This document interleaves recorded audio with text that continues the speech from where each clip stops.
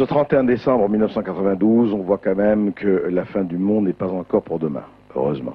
Mais il y a des problèmes, et on les a posés, sur des problèmes de pollution, d'environnement, des problèmes démographiques, mais effectivement, il convient de les traiter avec prudence et vigilance, mais il ne convient pas non plus de s'alarmer. Sauf vous, monsieur Gimigueux, vous êtes plus pessimiste, je crois. Vous avez écrit beaucoup de livres sur les extraterrestres, déjà, notamment Nos maîtres, les extraterrestres, aux presses de la Cité. Et alors vous êtes totalement pessimiste. Oui, on le voit, hein. Aucun on le voit, problème. c'est bien. Oui, absolument. Pas de reflet. Bon. Pas de reflet, tout va bien. Alors, vous, qu'est-ce que vous dites? Il y a quand même, si j'ai bien vu votre livre, il y a quand même un complot quelque part? Oui, il faudrait dire, tout d'abord, qu'en 1985, un de mes amis astronomes m'a révélé une chose inquiétante, à savoir qu'à partir de 85 à peu près, une partie des informations concernant les activités solaires ont été mises sous le boisseau. Pourquoi? J'ai fait une petite enquête. Il semble bien, oh bien sûr, le complot auquel vous faites allusion, André, il est bel et bien existant. J'en ai les preuves ici. C'est qui? Non mais attendez, oui. donc pas. Alors dans les activités solaires, des informations ont été mises sous le boisseau. Voilà, absolument.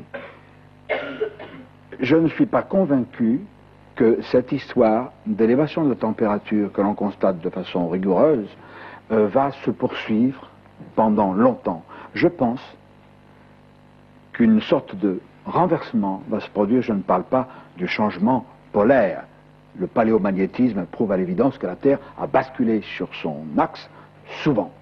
C'est indéniable, ce n'est pas discutable. Je pense à autre chose. Il semblerait que nous allons vers un nouvel âge glaciaire. Alors bien sûr, on nous a dit, madame a raison de dire que c'était dans 4 milliards d'années qu'on commencera à se faire du souci pour la fin de la Terre.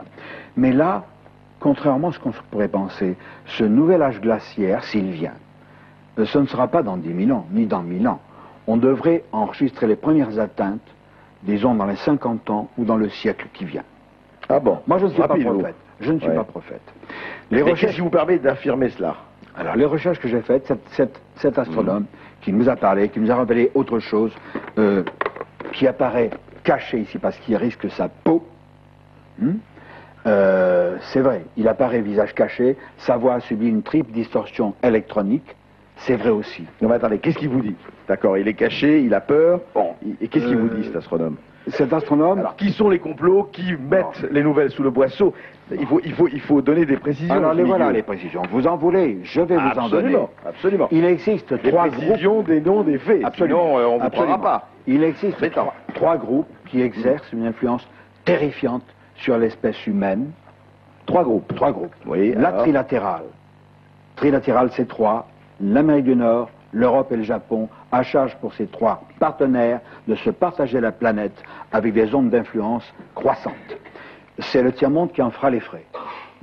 Alors, d'abord, c'est première partie. Vous savez, je vous dis, Raymond Barre fait partie de la trilatérale, donc Raymond Barre exerce une influence néfaste sur la planète.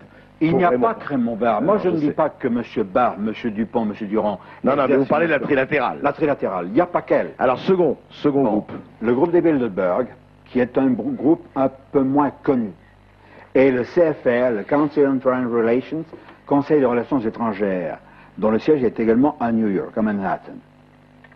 Ces organismes, qui sont une sorte de super mafia, c'est facile de rire, parce que le public a été conditionné depuis un demi-siècle pour répondre par des sarcasmes dès l'instant où on aborde le domaine du complot, qui est lié au problème de l'ufologie, c'est-à-dire l'étude des extraterrestres et autres, dont je ne vais pas parler aujourd'hui. Alors quand on sait... Qu'est-ce qu'ils font? Parce que vous dites complot. Complot contre quoi? Ils font quoi, ces gens-là? À supposer que vous ayez raison, hélas, il faut très précisément... Ça reste à prouver.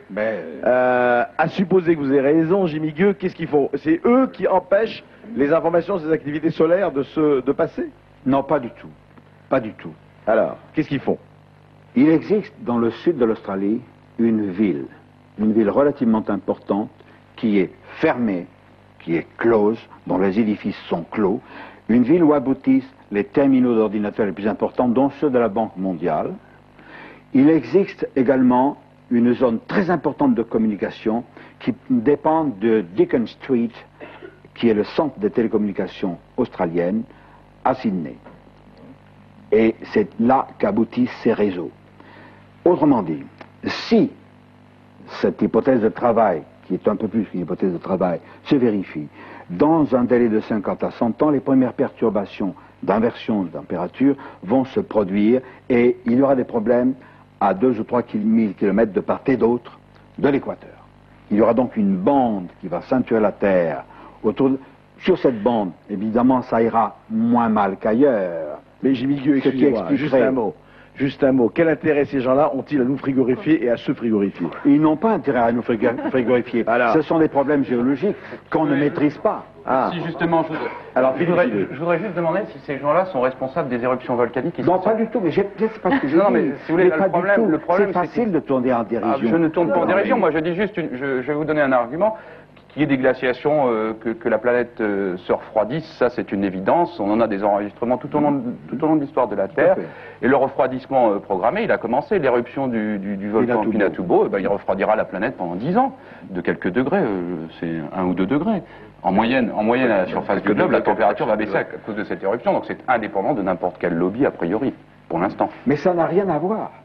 Ils vont profiter, les ayants droit, vous permettez que je termine, les ayants droit qui ne sont pas nécessairement ceux d'aujourd'hui, parce que dans 50 ans, je ne serai plus là, beaucoup d'ayants droit non plus. Non, ils vont profiter de quoi? Oui, alors, cette ville qui existe, qui est une ville neuve, qui n'est pas une ville fantôme, c'est pas la ghost town de l'Ouest. Non, d'accord. Ils vont profiter de quoi? C'est pour recevoir le futur gouvernement de la Terre, qui aura des représentants d'un peu tous les domaines, de toutes les nations, avec probablement des endroits qui descendront de ceux qui sont les endroits d'aujourd'hui.